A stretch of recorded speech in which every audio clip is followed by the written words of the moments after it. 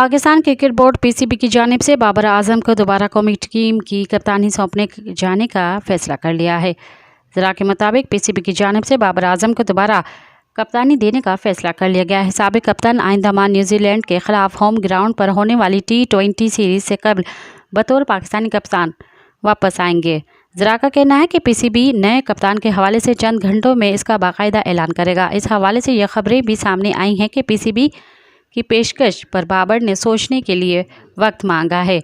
वो अपनी फैमिली और दोस्तों से मुशावरत के बाद हतमी फैसला करेंगे। ख्याल रहे कि पीसीबी के चेयरमैन मोहसिन नकवी ने गुज़िश्ता रात 3 घंटे तक अहम अमूर पर selectors Mohammad Yousuf, Wahab Riaz, Abdul Razzaq, Asad Shafiq, chief operating officer Salman Naseer और डायरेक्टर इंटरनेशनल सलमान वाहला से मुशावरत की थी।